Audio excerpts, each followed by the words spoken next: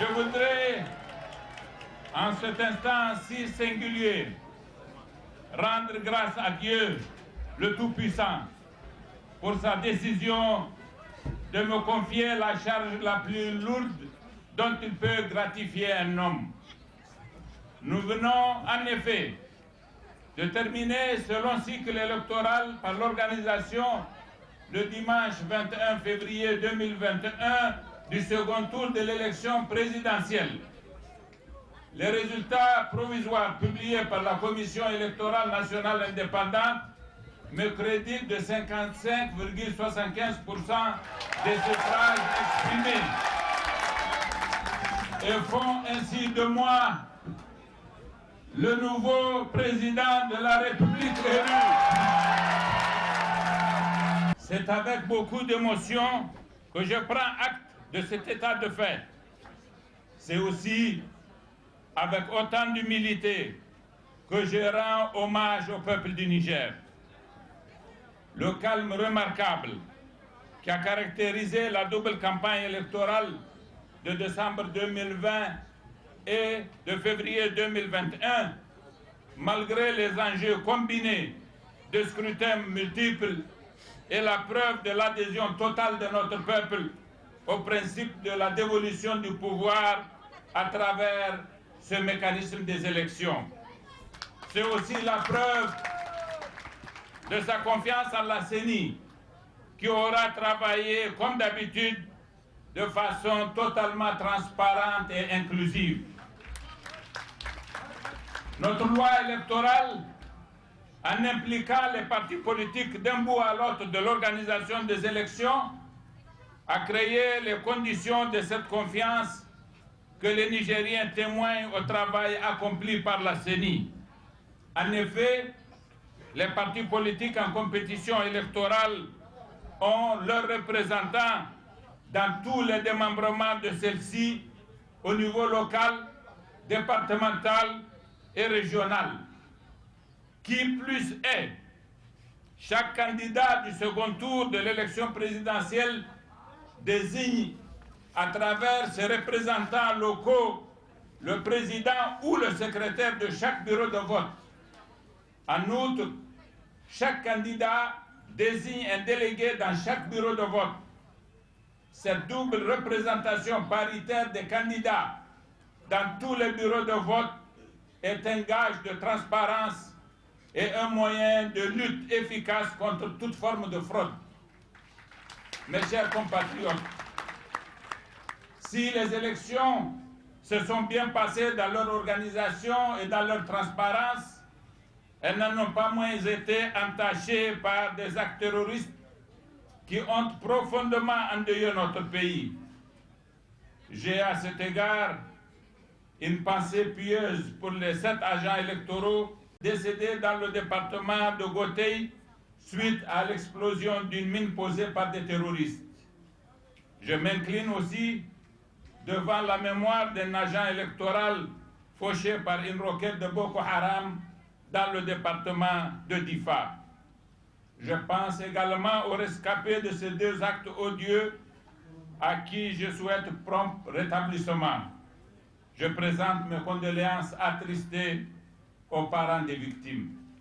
Ces événements auxquels je viens de faire allusion nous rappellent l'urgence et l'énormité du défi que constitue le combat contre le terrorisme. Ce combat, je le mènerai avec méthode et détermination, parce que pour avoir assidûment fréquenté durant ces 8 derniers mois les populations, je sais que partout où prévaut l'insécurité, c'est le premier besoin qu'elles expriment et qu'ils nous demandent de régler. Aussi, dans la hiérarchie de mes actions futures, la sécurité aura-t-elle une place prépondérante. Une fois investi président de la République, après le jugement de la Cour constitutionnelle, je m'appuierai sur ma majorité parlementaire forte de 129 députés pour former un gouvernement que je mettrai au travail de façon immédiate.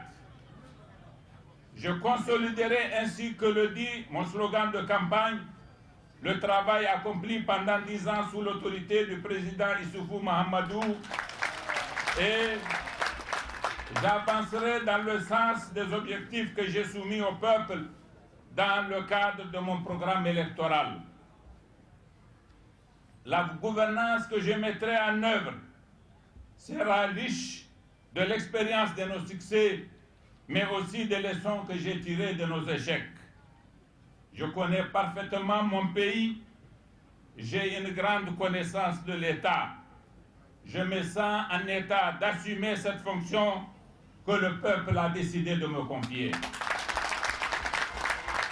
Je l'assumerai avec patriotisme, loyauté et probité. Je serai un président de tous les Nigériens sans distinction aucune.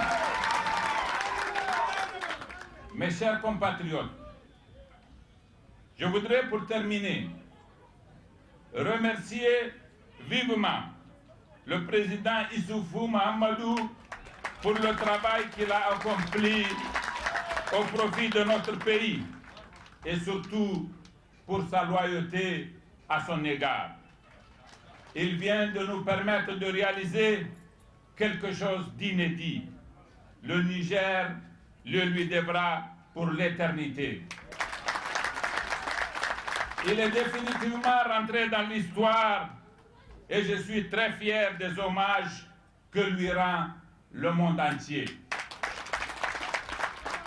Je voudrais saluer les leaders des partis qui m'ont apporté leur soutien précieux et qui ont facilité ma victoire.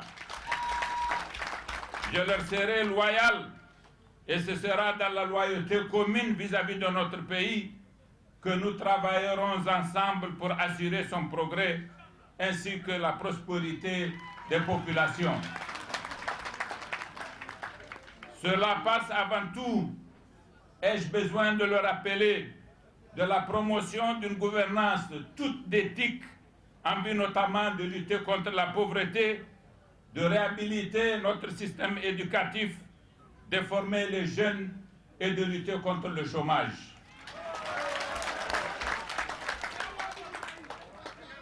Je voudrais enfin féliciter mon challenger, le président Mahaman Ousmane, pour le score remarquable qu'il a réalisé.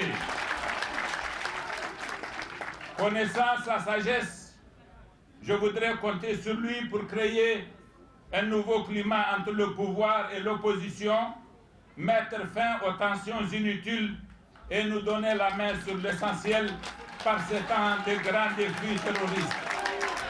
Je vous remercie de tout mon cœur. Merci.